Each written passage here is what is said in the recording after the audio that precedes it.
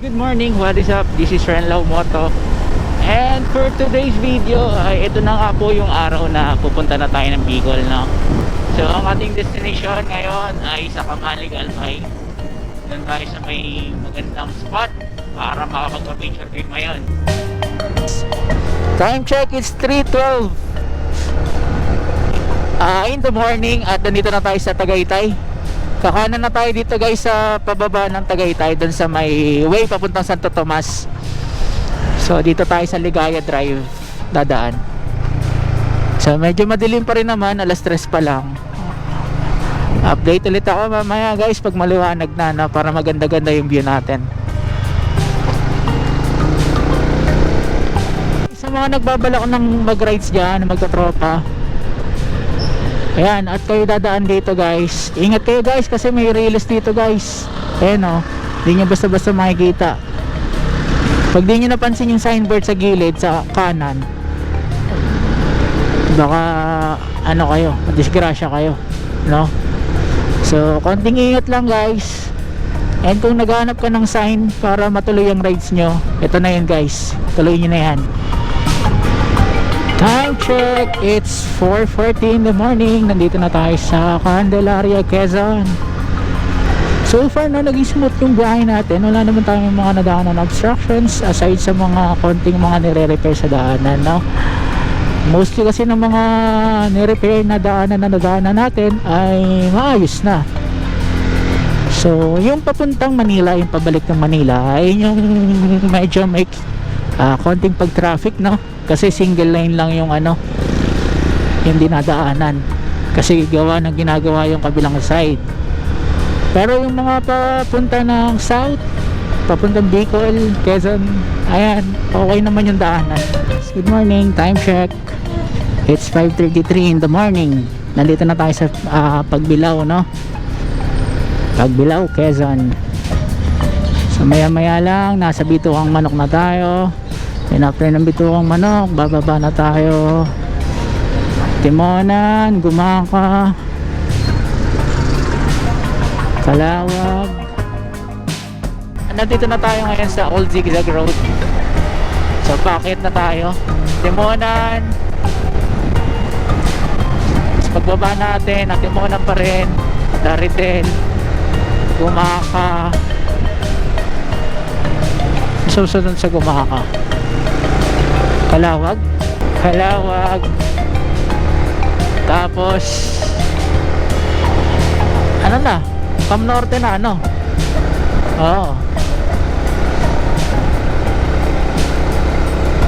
So bakit na tayo.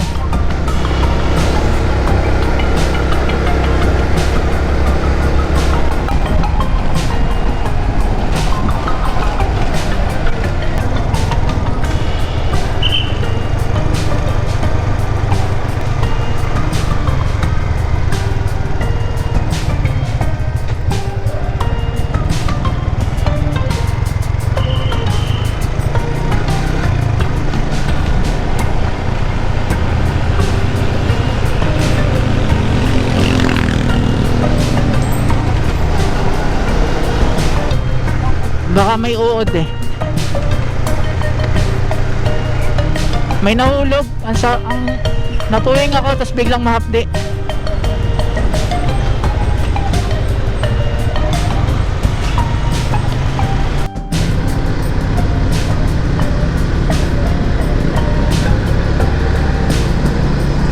Guys, Gumaka na tayo guys. Sorry, Atimonan pala.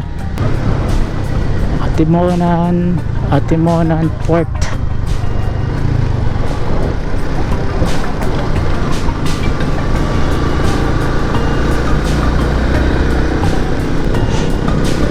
Ganda, no?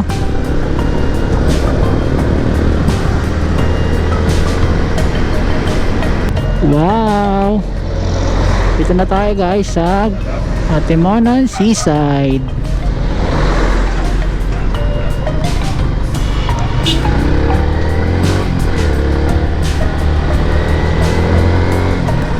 Ano yan? Siraan lang ba? Siraan na ata guys. Siraan nga. Grabe, traffic talaga malala dyan. Mamaya pag nag ano na yung sa bagay linggo kasi, no? Pero national road to, marami talaga dumadaan dito kahit weekend. Guys, Plaridel na tayo guys.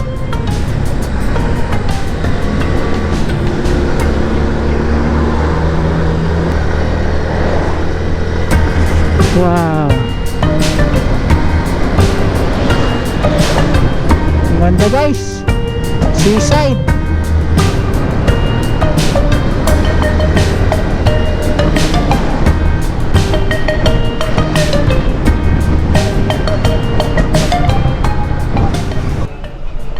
Kain tayo. Anong ulam nila?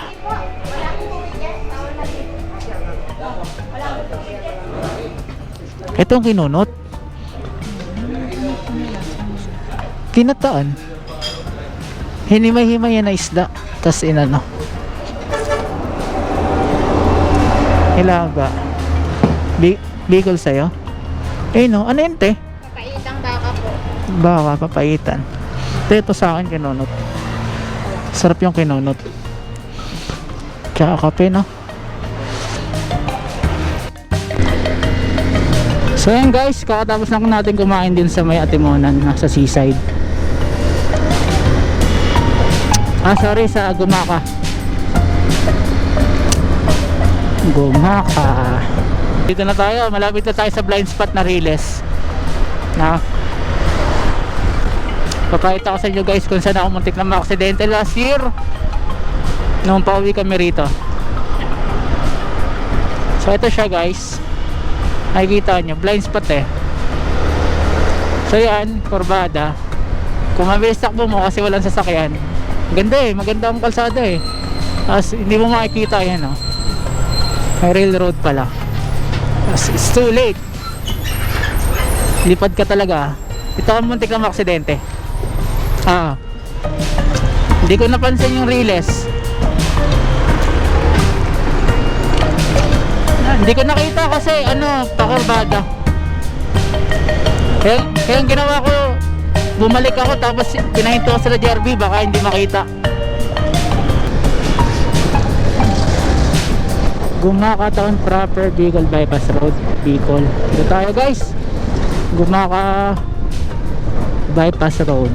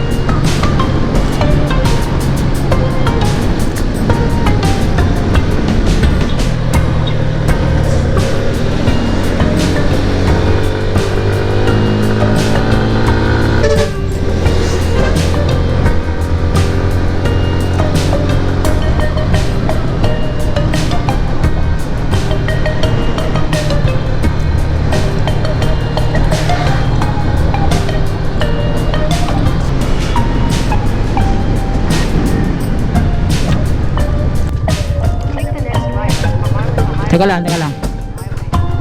Ano yan? Yung alin? Istasyon ng tren.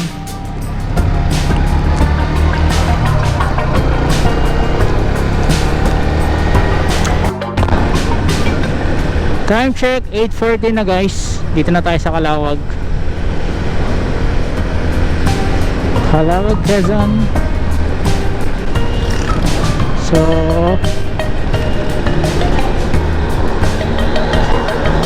Putang ina, kawawa yung ano ko rito guys. Bearing ng ano. Yan natin dito. Yung ball race. Check tayo ball race. Tapos yung bearing, yung gulong natin. Kailangan na natin i-check pag uwi. Grabe lubak dito sa Quezon guys. Kawawa, kaya pag magra-rides kayo guys, tiisin nyo na lang. Wala eh,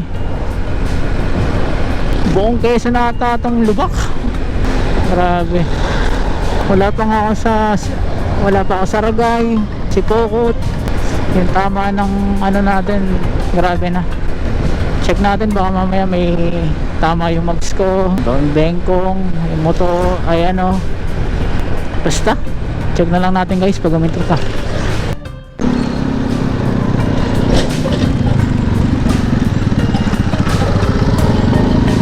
Grabe yun guys, tiyanggalaan ng lubak dito guys sa Quezon guys. Kakaiyak yung lubak eh. Bicol, diretso, Kalawag, kaliwa. Uy, mga ano, motovloggers oh. Ayan guys, dito na tayo sa Bicolanja guys. Grabe oh, sunstorm.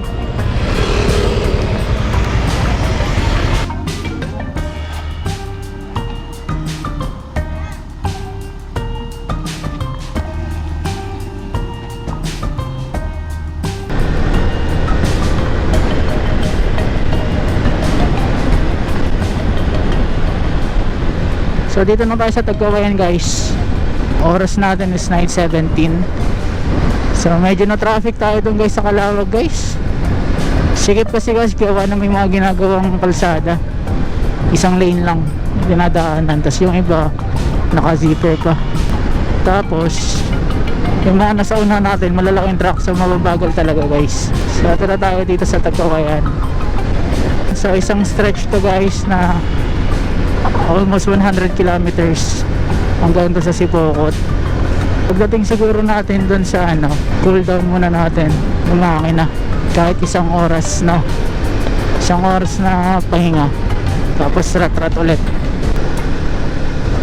Nandito na kami sa Tagkawayan. So guys, time check natin ngayon ay 11:09. So ngayon, Del Gallego pa lang tayo. Gawa nang nagpahinga tayo dun sa Tagkawayan, no? Nagpagas tayo, tapos nagpahinga na rin tayo para naman mapahinga na rin yung makina ng motor natin. At the same time, mapapahinga rin yung katawan natin, no? Kasi anong oras ba kami umalis?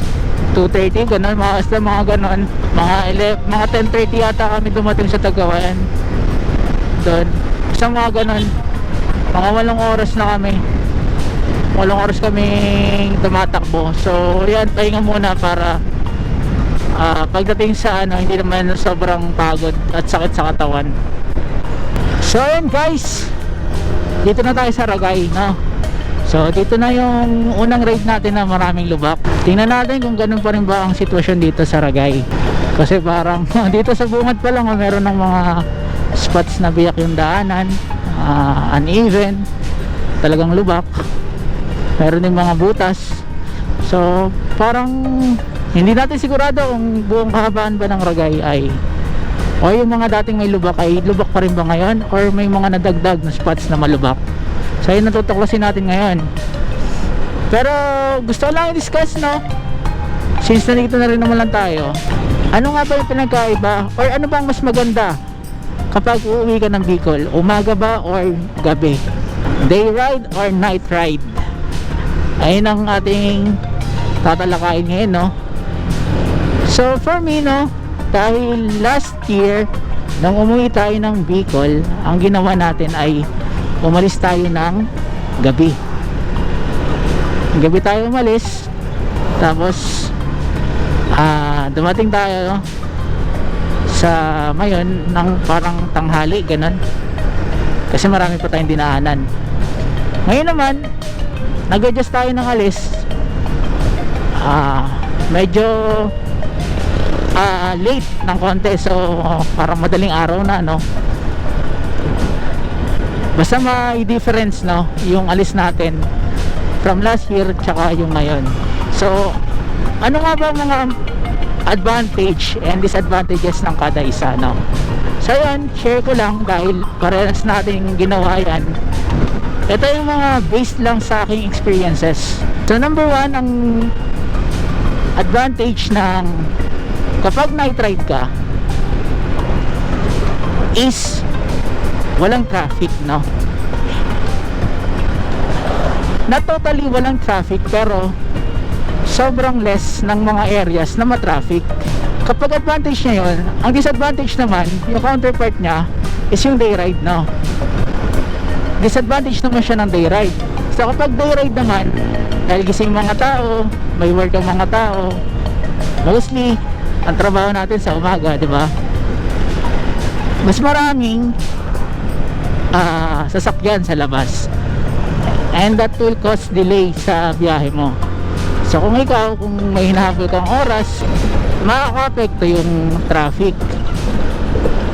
Kaya kung gusto mo na konti yung traffic kapag aalis ka, kapag biyahe ka, I suggest night ride ang gawin mo. Alis ka ng gabi para pagdaan mo sa mga, lalo na sa Metro Manila, kung galing ka Metro Manila, lalo na pag alis mo ng Metro Manila, less yung traffic, no? Unlike kapag umaga, sobrang traffic eh. Alam naman natin tayo mga taga Metro. So ayan ang advantage ng night ride.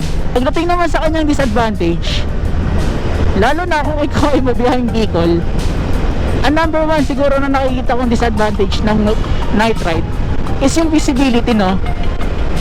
Lalo na yung mga lubak na madadaanan mo. Kapag ikaw ay walang driving light or wala kang malakas na ilaw at bumiyahe ka ng gabi, asahan mo, hindi lang isa, dalawa, tatlong beses ka malulubak, guys. Lalo na sa kahabaan ng Quezon. Ako na nagsasabi, guys, kahit dahan-dahan ka, may part na wala talagang matadahan ng maayos. Wala kang choice kundi dahanan yung lubak. So yun, ang disadvantage niya. And to add pala, no, yung may mga part, siguro mapakita ko sa video, may mga part ng Quezon na hindi na siya lubak eh, na matatawag kasi sobrang lalim, guys. Kala mo hinukay, talagang ganun yung lubak. Imagine, gabi ka umalis, hindi mo nakita yun, syungot ka dun, aksidente ang labas mo. So yun naman ang disadvantage ng night ride. Less yung visibility sa daan. Kung di lang makikita mo, kung ano lang abot ng ilaw mo, yun yun. Siya naman ngayon, ang advantage rather, kapag umaga ka umalis. Kasi kitang-kita mo, guys, ang mga lubak. Kitang-kita mo yung mga taong tumatawid. Kitang-kita mo yung pag may aso, kusa na tumatawid sa kalsada. So ayun ang kanyang advantage naman over sa night ride, di ba? So ngayon, kahit wala kang driving light, kung aalis ka naman ng maliwanag na, goods pa rin. Kasi makikita mo eh, kitang-kita mo yung daanan katulad nito, di ba? Kung may lubak dyan, makaiwasan mo agad. Or kung may tatawid man, makapagpreno ka, makapagminor ka.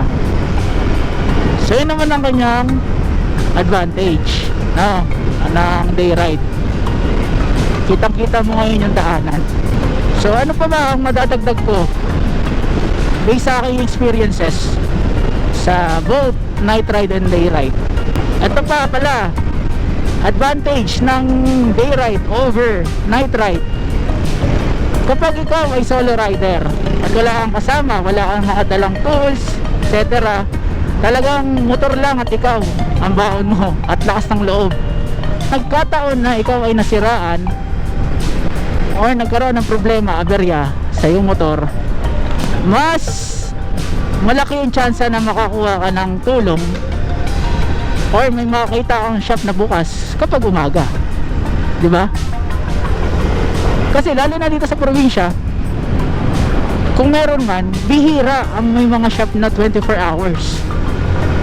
At meron mga spots dito sa kahabaan nito ng papuntang Bicol, na mga dead spot siya, walang signal and all.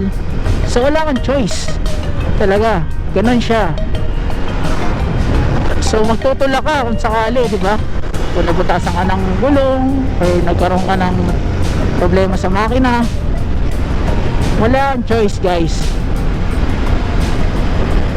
Pero kapag umaga ka, wag naman sana, or nangyari na nga ganon. Kapag umaga, marami nang bukas na shop niyan, marami nang dadaan, marami makakita, diba? May makakatulong na sa'yo. So ayun siya, guys. Pero I suggest, syempre kapag long ride, kailangan preparado ka, guys. Hindi lang ikaw, pati yung motor mo.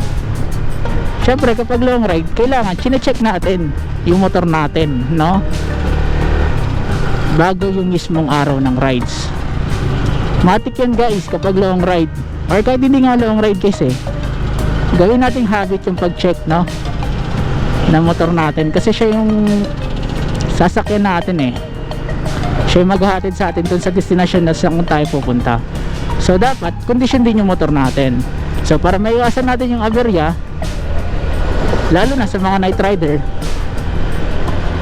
bago kayo, after nyo check, wala nang issue, okay na lahat ng dapat ayusin na ayos na, palitan na palitan, dala pa rin kayo ng tools na madalas nyong ginagamit, or kahit yung mga pocket tools lang, guys, nakasya sa compartment nyo, diba? Malaking tulong yan, guys. Hindi natin hinihingi, pero mas okay na yung preparado ka kung sakaling magkaroon ng aberya. So yan, additional yan na advantage ng day ride. Sa mga kapwa ko riders, no, na nakabiyahe na ng malalayo, yung tipong more than 8 hours na biyahe sa isang biyahean, anong kadalasan yung ginagawa, no? Or anong practice yung ginagawa nyo before and after, or sabihin na natin before, during, and after the ride? Ay magandang practice na pwede natin i-share sa mga kapwa natin riders. Please comment dyan sa baba para naman ma-share natin sa lahat ng ating mga subscribers at makakapanood itong video na to. Dito yung malubok ko. Katulad nito, guys, yung spot na ganito, wala ka talagang choice, diba? Kundi dadaan ka talaga sa lubak. Walang spot na patag maganda na pwede mong daanan. Talagang kailangan mo pagdaanan yan, guys. Imagine kung gabi ka, guys, no, hindi mo napansin yon, ang bilis ng takbo mo, pumiga ng pumiga, tapos may ganun palang spot, boom, haba ng traffic dito, guys.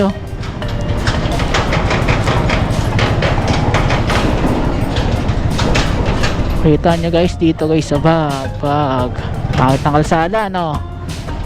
Aragay, papunta na to si Pokot, diba? Alam ko ito yung papuntang si Pokot na, pababa na, yung kakanan ka na, papuntang Naga. Uy, may truck na ano yan, nabalahaw ata siya, guys. Nakaharang siya, tapos yan, ang dami, grabe naman to. Kita nyo, guys, to portion na to. So saan ka dadaan dito, guys, diba? Talagang madadaanan mo siya. So kapag gabi, hindi masyadong kita. Pag umaga, kitang-kita mo na ngayon. Disadvantage, kapag umaga ka nag-ride, masakit sa loob mo. Hindi mo pa nadadaanan yung loob mo, hindi mo pa nadadaanan yung lubak, napapangiwi ka na agad Alam mo agad masakit sa puwet Sana magkaroon na talaga ng maayos dito na ng kalsada pauwing Bicol, no? Pag sa norte, ang gaganda ng kalsada pero dito sa south, grabe kasi. Puro din naman kasi bus tsaka truck yung dumadaan dito, mga papuntang Mindanao at Visayas. Kaya hindi rin natin masisi na mabilis masira yung mga kalsada. Laki yung toyo, guys, Uy.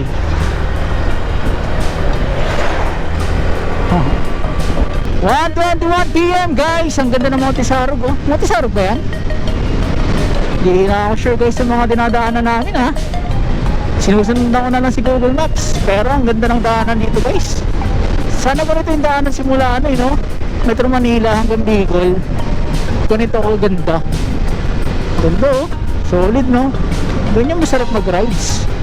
Palayan yung kaliwat kanan mo. Tapos maganda yung kalsada. May mga puno. Ganito yung mga dinodrawing natin sa school ng bata pa tayo, diba? May puno, kalsada, tapos may palayan sa gilid. Malapit-lapit na tayo sa katotohanan guys. Nandito na tayo sa Bato. Sa Bato Camarines Sur. Bilihan ng Pansit Bato. Pansit Bato, Pansit Bato. Oops, another railroad, another slow down.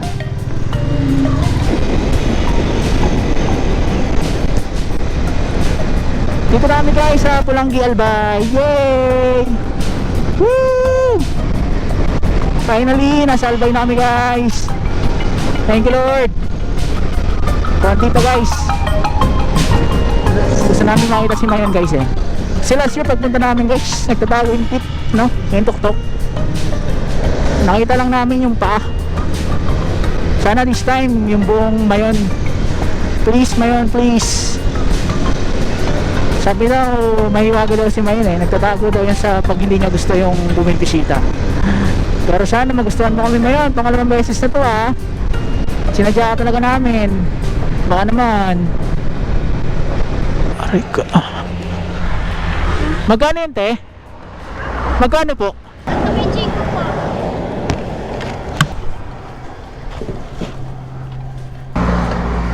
Ikaw, kuha ka. Rice puto dito.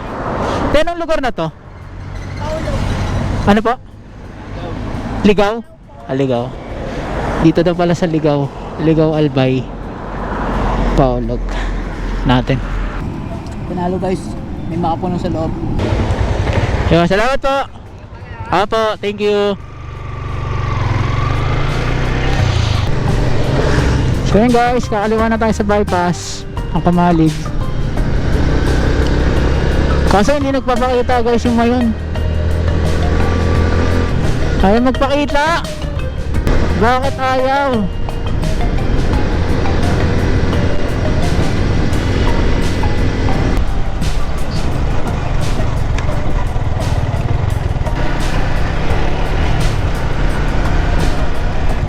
Onju Travelers Inn.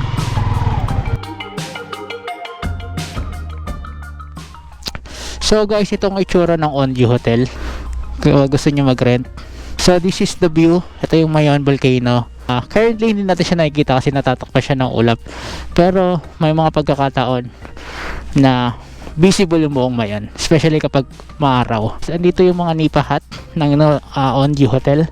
Nandito naman sa right side ko yung kanilang function hall. Sa mga may event at gustong mag-rent ng event place, ito meron din sila dito.